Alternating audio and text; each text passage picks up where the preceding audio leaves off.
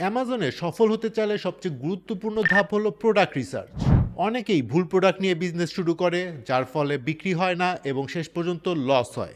আজকের ভিডিওতে আমি আপনাদেরকে দেখাবো অ্যামাজনের প্রোডাক্ট রিসার্চ করার বেস্ট এবং প্রফেশনাল মেথডস। কিভাবে বুঝবেন কোন প্রোডাক্টে লাভ আছে আর কোন টুলস ব্যবহার করবেন। First of all, product research কেন এত ইম্পর্ট্যান্ট? একটা কথা মনে রাখবেন, অ্যামাজনে প্রোডাক্ট সিলেকশনের উপর আপনার বিজনেসের 50% সাকসেস ডিপেন্ড করে।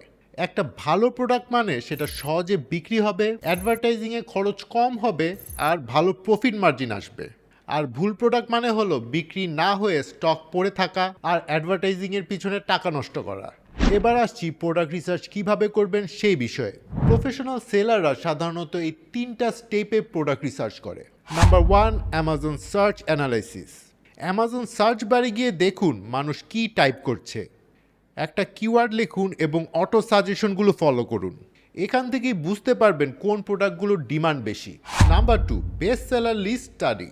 অ্যামাজনের বেস্ট সেলার পেজে গিয়ে দেখুন কোন ক্যাটাগরি ট্রেন্ডিং, কোন প্রোডাক্টগুলো নিয়মিত বিক্রি হচ্ছে। এটা আপনাকে রিয়েল মার্কেট আইডিয়া দিবে। Number 3, competitor analysis. একটা প্রোডাক্ট সার্চ করে দেখুন এখানে কতজন সেলার আছে, কী পরিমাণ রিভিউস আছে আর প্রাইসিং কেমন। যদি কম্পিটিশন খুব বেশি হয় তাহলে অ্যাভয়েড করাই ভালো। এবার বলছি উইনিং প্রোডাক্ট কিভাবে চিনবেন। একটা লাভজনক প্রোডাক্ট চেনার কিছু ক্রাইটেরিয়া আছে, যেমন হাই ডিমান্ড লো কম্পিটিশন, যেখানে বায়ার বেশি কিন্তু সেলারের সংখ্যা কম। Then light weight and small size, এতে শিপিং কস্ট কমবে এবং প্রফিট বেশি করা যাবে।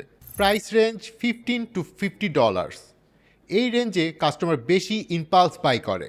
প্রবলেম সলভিং প্রোডাক্ট যেমন kitchen organiser, cable management tools or car accessories. একটা প্রোডাক্টের যদি প্রবলেম সলভ করার গুণাগুণ থাকে তাহলে সেটা অবশ্যই সেল হবে। দেন নট ব্র্যান্ড ডিপেন্ডেন্ট, যেখানে ব্র্যান্ড না হলেও প্রোডাক্ট সেল করা যায়। এরপর বলছি বিগিনারদের কিছু কমন মিস্টেক।